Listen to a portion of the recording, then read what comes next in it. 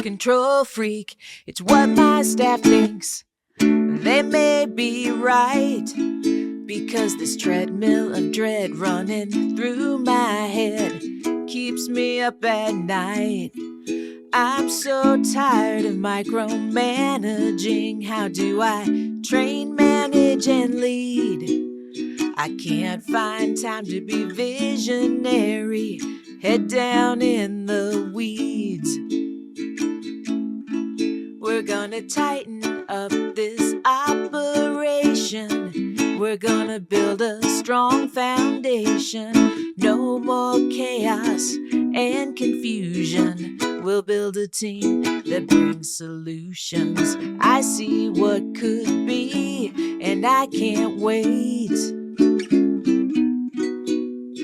Law firm admin boot camp is the way.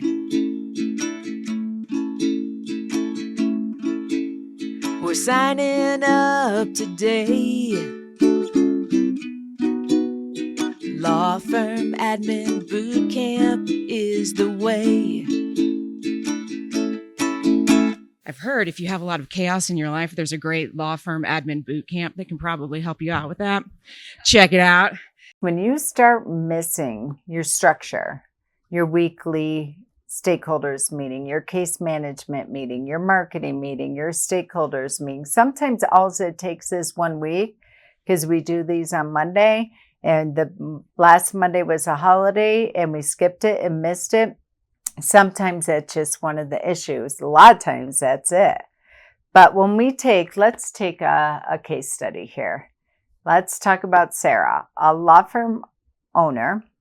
She runs a boutique law firm. At the start of the quarter, the firm lands a few high net worth cases, great avatar clients, few speaking opportunities, their relationship management systems working, their community outreach coordinators crushing it. They see the light at the end of the tunnel for not working nights and weekends any longer. Everybody, including the attorney, is optimistic about growth and working in their zones of genius. The team, not the attorney, take ownership of creating this strategic plan and managing it every single week. The growth plan includes getting the attorney out of signing meetings, hiring a new part-time marketing coordinator. As the data shows, it's the next right move to meet with the community outreach coordinator. They're going to get their workflow overlay in the CRM so they have accurate reporting and KPIs. The whole team walks out of the retreat pumped. They have their quarterly strategic retreats planned for the next year. They know exactly the system and the process, and Susie Q is going to run it, not the attorney. The team starts reviewing the quarterly strategic plan in every weekly meeting. By week 8, post-quarterly strategic internal retreat, a client asks for a refund. We've had higher cancellations than we used to see, causing cash flow to be down. In week 9, a key employee resigns, leaving Sarah to scramble to fill the gap, Sarah the attorney. By week 10, project deadlines are slipping, and Sarah the attorney is working late nights and on the brink of burnout, and her confidence in the toilet. And by the end of the 90 days, Sarah's overwhelmed and believes her firm is in chaos. Sound familiar? How to break that cycle? You can break that cycle before it even spirals out of control. As I talked about earlier in Law Firm Admin Bootcamp, day 80, we're already putting it on the calendar, expecting it. And with some strategies, it starts with hardwiring in your calendar and empowering your team to lead the CEO framework, to empowering your team to depend on and expect the 90-day spiral. But they have the framework in place. They have weekly growth plan meetings that are hardwired in the calendar, even when we're busy. We don't take client appointments on the calendars, and therefore we fall into the trap we're too busy to keep the commitment to Friday growth time. on the calendar. It's what I teach in Law Firm Admin Bootcamp. If your office is closed on Fridays, they do it on Mondays. But had they kept this time, no projects would have slipped through the cracks. The CRM project would have been complete by week 4, and losing the key team member would not have hurt that bad and got Sarah brought back into the process because we could have outsourced due to our workflows and project management. The team could have led this for the attorney and taken it off of her plate. Now, the only thing to revisit would be the client cancellations that are up and the calendar imbalance, which is causing some cash flow troubles. It wouldn't be everything and everybody and all and the stories that are causing the 90-day spiral. Number 2, employee engagement.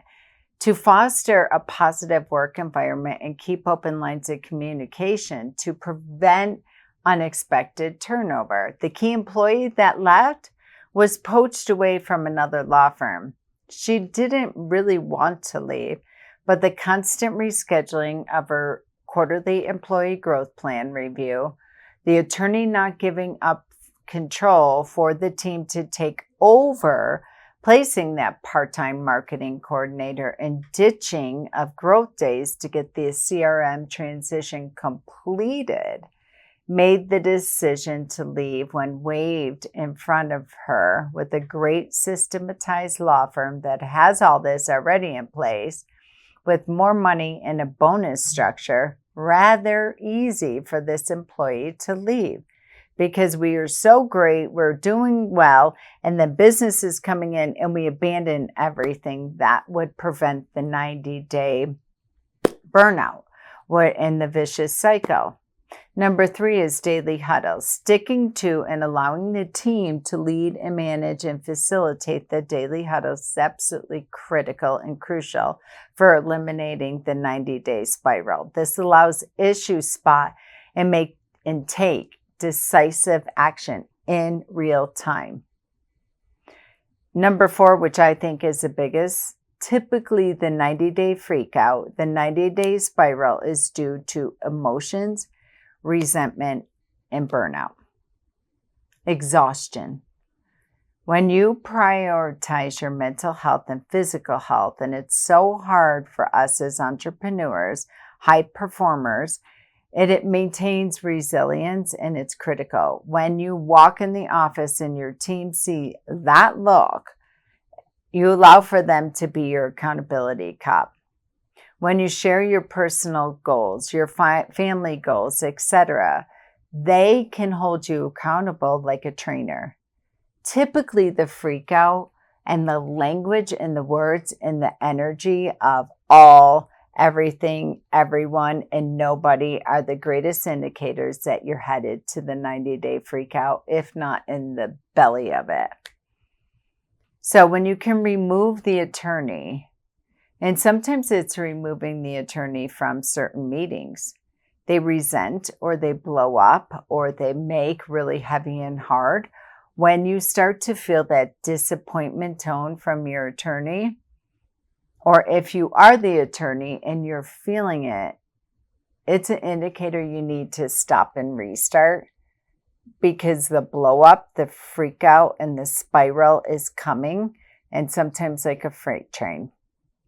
It may be time for you to step away from certain meetings, conversations, project management, and empower and give it to your team. They have the tools, they have the resource, they have the tracking.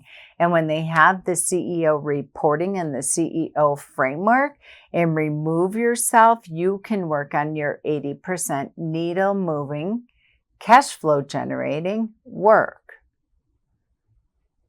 So when you set clear goals and you define your goals for the 90 days and you create the detailed plan and you share it with your team, empower your team and allow it for them and give them permission to schedule the 90-day freak out, which is coming around day 80, we can feel the niggle and the tonality and the crumbles and the indicators within there.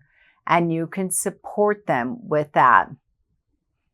It's not a matter of it never happening, but when it's happening, it is not based on emotion. It's not based on burnout. It's not based on exhaustion. It's not based on one situation of an associate attorney walking out, client complaints up, or what have you. It gives you the opportunity to act, walk, talk, and behave like CEOs and get deeply curious. But honestly, when you have that CEO framework in place, daily huddles, weekly stakeholder meeting, quarterly employee growth plans, weekly growth days to work on projects or what have you, you'll already issue spot. So when it comes time for the attorney to freak out, I'd bet my bottom dollar it's because they're not doing their workouts, they're not sleeping right, they're not spending enough time with the family. It's typically more personal stuff than professional stuff. But when both of them are in balance and nobody's supporting you and running them for you, it shows up like a complete spiral. And it's very difficult to recover from that because we don't know how it happened or why it happened. Okay.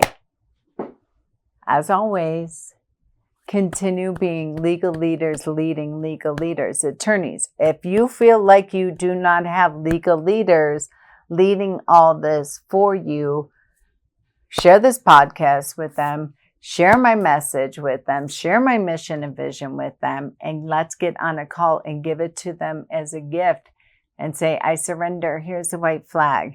I'm done with the freakouts. I'm done with the micromanaging. I'm done with holding on, and I believe in you and I want to empower you. And here's a gift. Give me your team and let me support them to give you the practice of your dreams. Control freak, it's what my staff thinks. They may be right, because this treadmill of dread running through my head keeps me up at night. I'm so tired of micromanaging. How do I train, manage, and lead? I can't find time to be visionary, head down in the weeds. We're gonna tighten up this operation. We're gonna build a strong foundation. No more chaos and confusion. We'll build a team that brings solutions. I see what could be, and I can't wait. Law firm admin boot camp is the way.